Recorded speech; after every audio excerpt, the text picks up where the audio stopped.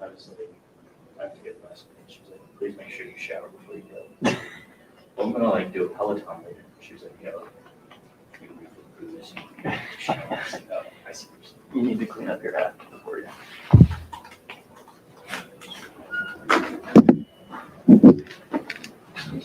Not gonna be able to get Mr. Young this afternoon. Seems to be people on down here as soon as we can.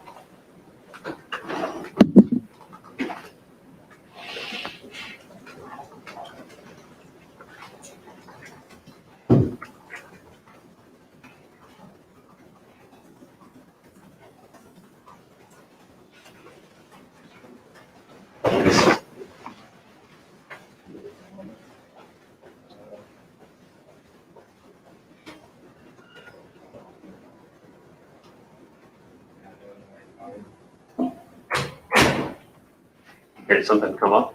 What's that? Something come up with Kyle? We just get treatment. Laying in the training room. We can go to the training room and talk to him there. No, that'd be real good, wouldn't it? Just everybody jam up in there. His treatment having his body pushed to the Pounded on by Dickinson, yeah. It's Kyle Young, one of those. Seems like he's treatment every time before practice, and then goes out there practicing. Back to you. You guys expect that. He did hit the deck a couple times in that game. Yeah. But nothing like he's not gonna play. Landing on his back looked pretty, Yeah. that looks pretty painful. I don't want to do that. Yeah. It was a loud, silent arena for sure. Yep. There's nothing like he's gonna practice here. Yeah. After this, he's just getting treatment for practice.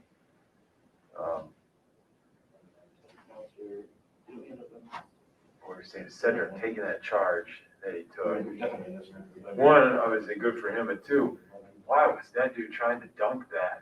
That was Reach up and dunk that in that spot. That was a ridiculous Over drive. top of another dude, like, God. That was a borderline dangerous play. It was aggressive. Just like It took like 10 seconds to make the charge call. That's the most obvious charge call. Right. I think it surprised the officials too. Like, what did we just see? Did we just see this? This guy was standing there for like seconds and all of a sudden he's like, Yeah. There was a guard that he was gonna need the guys on the bus were saying the same thing. Like, I couldn't believe he got up for that to try to go dunk. yeah. He's like a 6 foot tall guard. Right. This wasn't, usually those are like a fast break, right? was They go up. it Collins? Yeah. Number 10, right? Yeah.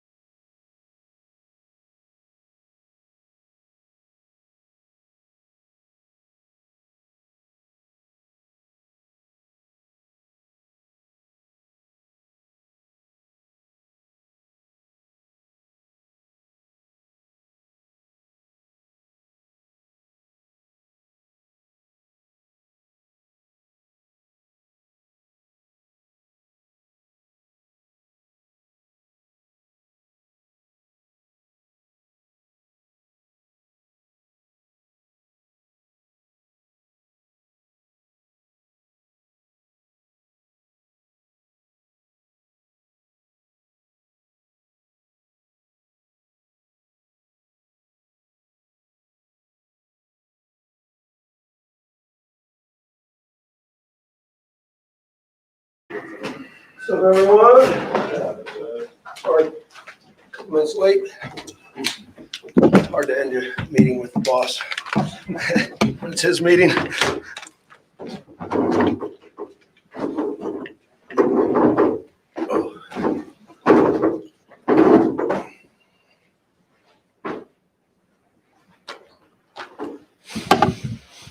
You want to start or you want? Doesn't matter. I could just take questions. Yeah, great. Well, one of the things that Chris said after the game the other night that I thought was really interesting is he talked about this team starting to become a little bit of a player-owned team. How have you, I guess, what are your thoughts on where this team leadership is starting to come from as you get into the guts of the season? Yeah, I think our leadership it's going to need to be one of our strengths heading down the stretch. We've got some experienced players, Adam, that have played a lot of minutes for us and been through some real battles.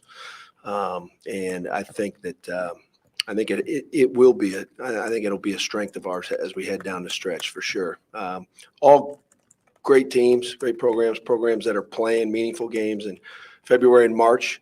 They have leadership that begins to take a hold in February, and we challenged our guys with that, and they're tired of hearing coaches after 4 or 5 months saying some of the same things over and over. So when the players can take a hold of practices a little bit more and becomes a player-led team, we've been a part of some teams that have great leadership like that down the stretch, and that usually equates to success. How do fans see that? Like, how is this team going to maybe look different going forward? That if we're not seeing guys in practice taking vocal leadership or things, but how will this team look different than it has if you're getting more leadership from your players? Well, I think your older guys generally, there's a sense of urgency that I think it's hard to quantify. We saw it with Keita Bates-Diop and Jayshawn Tate our first year, felt it with Keyshawn Woods and, Andre Wesson, Caleb Wesson, and some of the guys after them too. CJ Walker, I thought, played tremendous, but a sense of urgency down the stretch that maybe younger guys don't see the light at the end of the tunnel or the end of the road coming. And, when you have older guys that have been through battles with you before that see that coming, I think that can be a very powerful thing. And, hoping that a couple of our guys, really step up and give us what we need in terms of leadership, also in production. Talk about some of the leaders and veterans and things like that, but I'm curious how much of that you want to see more like in training and practice during the week, more so than just the game. I think there's this mentality that you need to have veteran players on the floor in big moments, but I guess how much do you lean on those guys to set the tone during the week, more so than, hey, it's a big situation, critical moment, we need you to produce? Yeah, sure. It's a good question. And I think, what we preach to our players on a daily basis is the carryover that we have in practice will usually plays itself out in games. And if your habits are good in practice and you're doing things with a pure heart and an open mind and you're coachable, even through some frustrations, and you continue to kind of pound the rock over and over, good things will happen for you in games. In terms of leadership and how that sort of translates, I think it can come in all different forms. In practice, leadership may be motivation, communication, connectedness, program values, things like that those guys take a little bit more hold of, so coaches don't have to continually preach these things over and over and over. That's part of becoming a player-led team. In games, it can play itself out in a lot of different ways. I think, some of the greatest moments that Kyle Young has had have come through his effort, his energy, and some of the things that he brings that may not always translate to a stat sheet.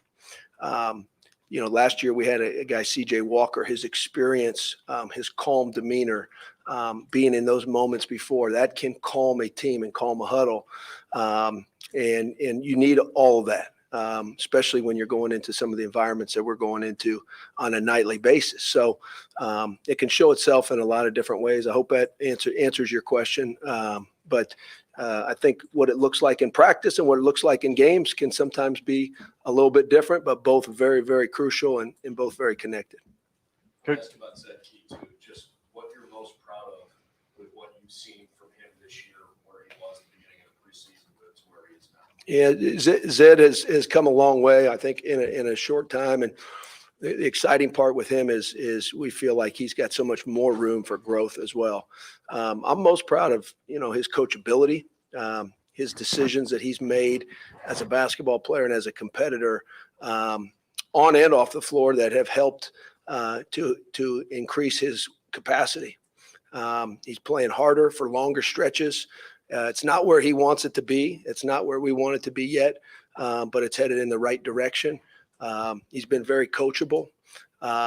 Zed gives us an element of physicality that on both ends of the floor that is absolutely essential, as we all know, in this league.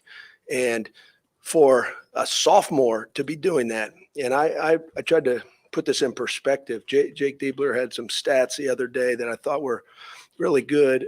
He shared, it was just he and I talking, but kind of putting things in perspective a little bit with Zed. And, historically speaking, I would put this crop of big men in the Big Ten up with any year in the history of our conference. And I'm sure that historians would debate that, but the caliber of big men that we are facing and Zed is facing on a nightly basis is elite level. And for a sophomore, not only just a sophomore, but a sophomore big, to be able to answer the bell and provide physicality at his age, I think that's very exciting to see as a coach, because you know what lies ahead. And normally big guys pay their dues for a year or two. Most of them do. Even a guy like Luka Garza, he played a role his freshman year, not a whole lot. He made a jump going into his sophomore and junior year. But, physically speaking, you've got to be in great shape, and you've got to obviously be able to play through contact and absorb some of the blows that are coming your way on a nightly basis. And, just been really proud of Zed and his growth, and more importantly, where he's headed. Speaking of Zed, Kyle, and EJ all had big games against Minnesota last game against those guys, and you guys really dominated on the interior. I'm wondering, how you replicate that again, and if you feel like, the Eric Curry being back for them, big guy inside, might change that at all in the second game. For sure. Eric Curry's a big key for their team on both sides of the basketball, not only with his size and physicality, but his experience as well. He's been there. He's played in Big Ten battles. I know he's battled injuries throughout his career. Seems like a wonderful kid. Saw an interview with him the other day, and I know he's faced a lot of adversity, and his team has sort of rallied around him to an extent. So what he brings their team, it changes the look of their team. They're not a particularly deep team, and you lose a guy like that, and I think that hurt them from an energy standpoint, from a physicality standpoint, and from a depth standpoint. But with him back, it's a really different look on the interior.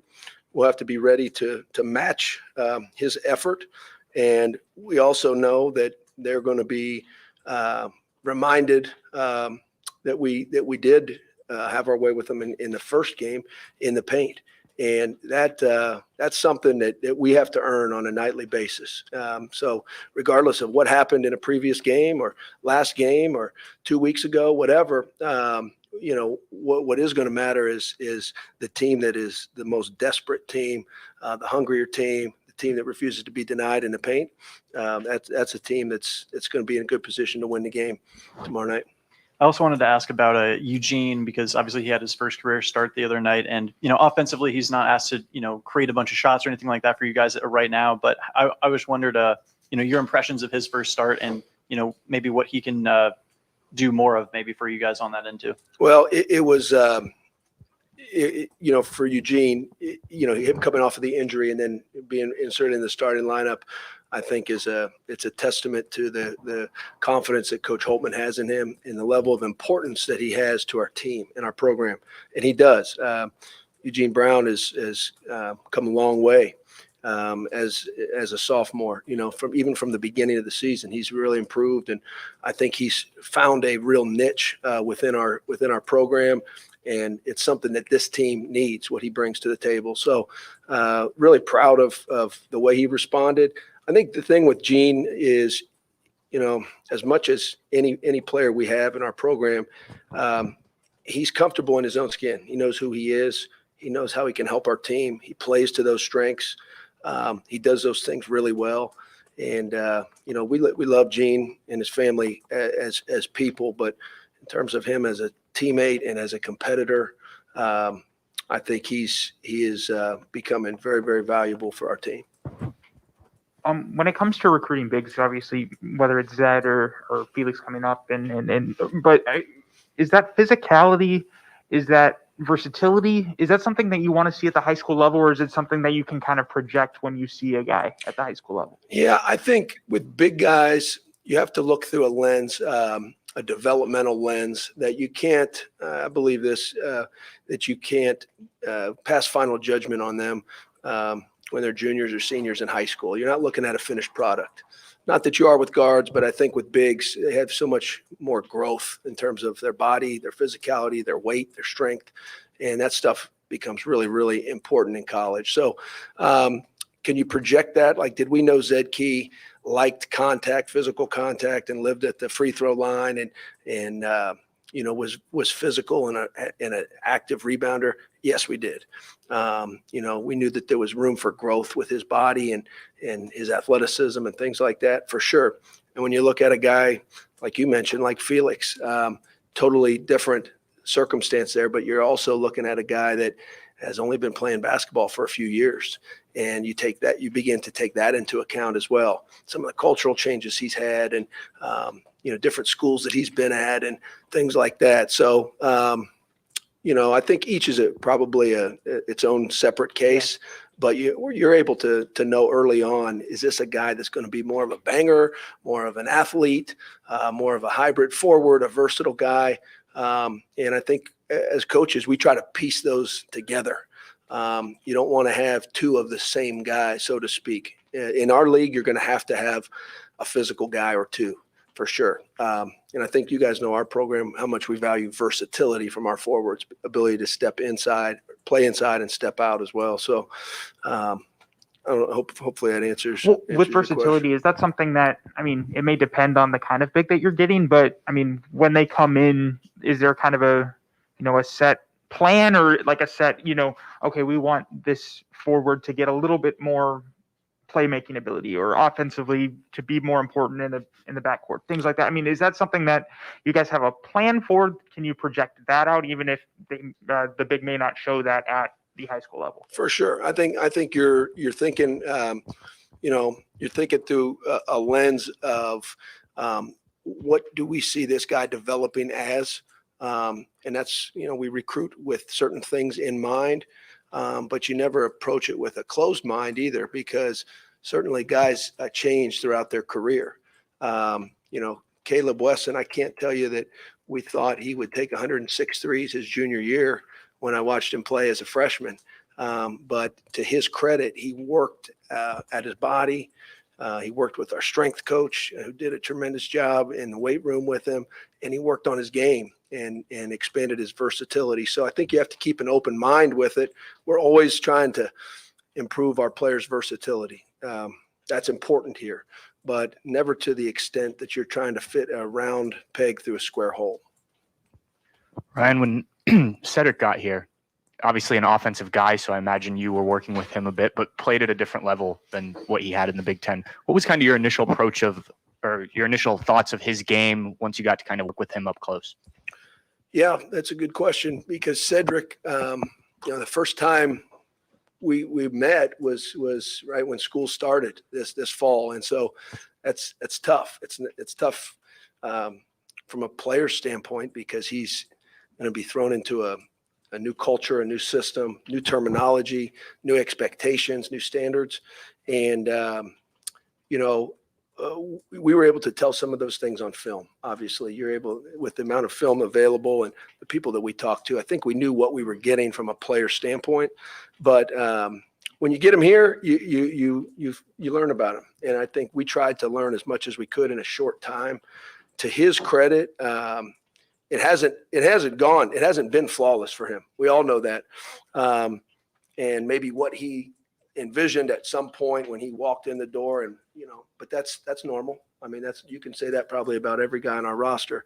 But what I've been impressed with is his maturity and his ability to respond to the adversity. And I don't know what his freshman year was like, how much adversity he faced at Louisiana, but I know that he faced some here early on, and I know that he's responded the right way with maturity. He's been very coachable, and we told him that early on. He's going to get coached, and we have expectations for him as we do all players, but he's responded the right way, and I think that's enabled him to see what you're seeing. He's going to hopefully be playing his best basketball down the stretch, and he's going to be an important piece to our puzzle, and he's got to keep working and continue to get better. I think that's the mindset that we always have as coaches is we believe that our players and our teams, continue to grow and get better in February and into March. And that's something that can separate you down the stretch. Coach Holtman mentioned on the radio today that he's played a big part in some of the biggest wins, the Duke game this past weekend. What enables him to be big in those moments or give you those moments in big games, I guess? Yeah, he's, we did learn this early on about him. And you can't always tell this in practice, but he's not fazed by the moment at all. Cedric is not. And if you've watched us play, I think you've seen that. Some of the shots he's made in the games he's made them, he's been crucial. There's certain games we would not have won without him. Absolutely. So I think that's probably at the top of my thoughts there in responding to your question is I think, the fact that he's not fazed by the stage or the moment at all, I think has enabled him to do some of the things that he's done. And, you're talking about an older guy that's played a lot of minutes at the college level and, excited about, what lies ahead for him. When a guy like Malachi struggles for a lot of the night trying to get his shot and get to that right hand, and then you see him hit the one dribble jumper to kind of seal the game, what does that do for a coaching staff to see that out of a freshman who did struggle for most of the night and then can just pull that out of his pocket there? Well, we have great faith in Malachi, always have and always will. So that part doesn't wane throughout the game. I think, what we saw the other night is I think what Malachi will see a lot is, when you're at the top of a scouting report in a well-coached conference like the Big Ten, I think the best coached conference in college basketball, you're going to be challenged. And adversity and how you respond to that is a big part of it. And I'm not talking for long stretches. I'm talking in game, by possessions, not letting a couple of missed shots bother you or affect your defensive performance on the other end. And we challenged Malachi, but to his credit, he really responded in the moment. It's easier said than done for freshmen because they're used to things going pretty easy for them in high school. The amount of adversity they face, not being able to score, getting denied the basketball, getting bullied a little bit, guys trying to rough you up and teach you lessons. Some of that stuff probably hasn't happened to that extent. And to his credit, he really responded in the moment. He's a competitor. The thing I think we all have to remember about Malachi and all freshmen, and I'd put Michi into this category as well, is there's a process here that takes place, and what he's going through is normal. And facing adversity as a freshman is very normal.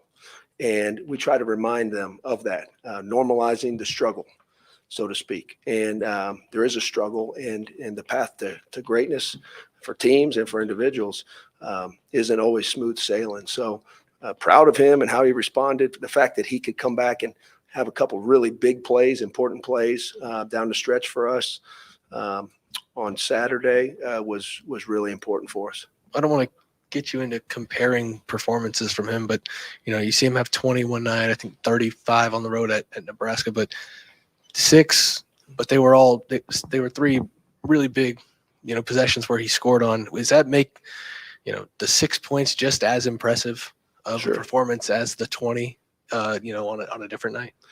Sure. I think it's good to, put it in that kind of in that mindset of thinking through that. But I would say it's growth. That's what I see is growth. I don't know.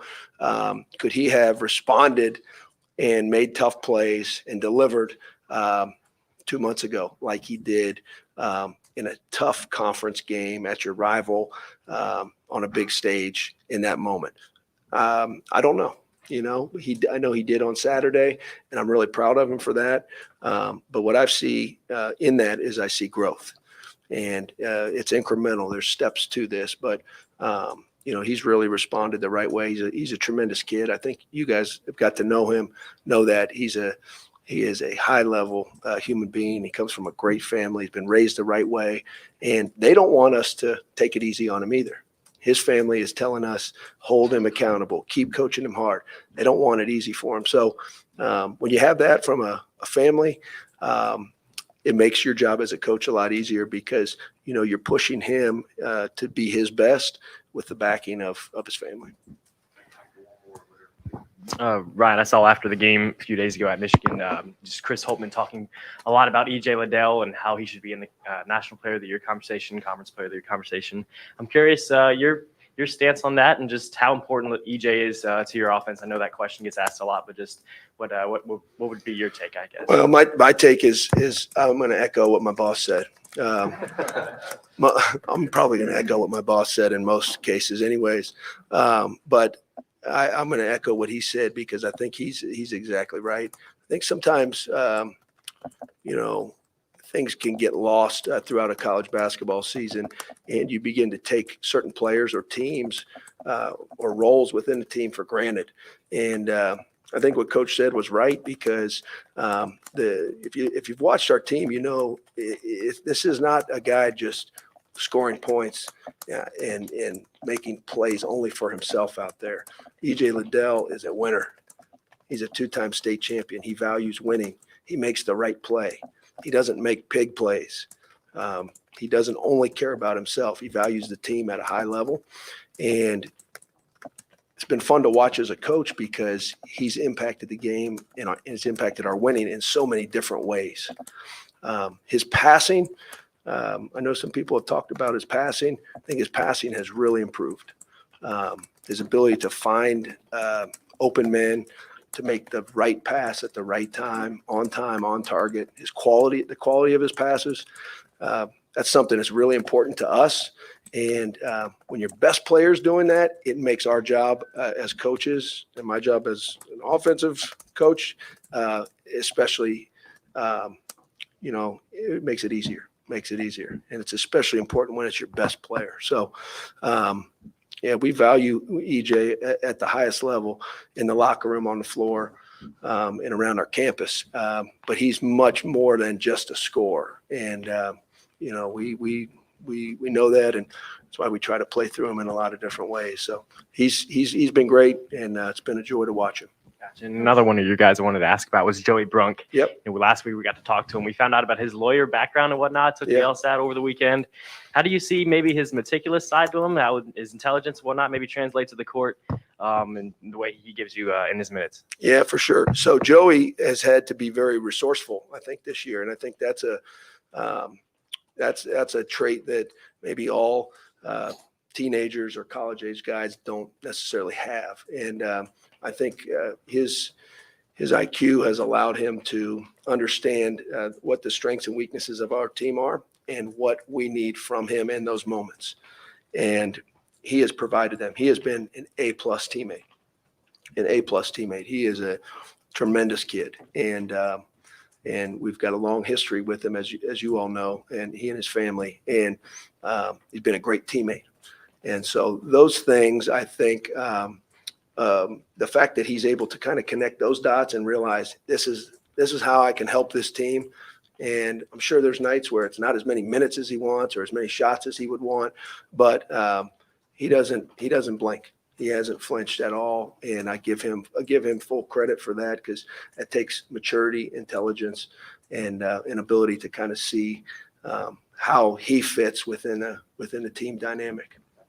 Yeah. Can I just hit Michi real quick? Yeah. Is he day-to-day, long-term, but just from a very 5 mile upstate? Yeah, sure. So day to day, I mean, that would be, I'm sorry to not give you a real specific answer here, Wagon, but Imichi's day to day.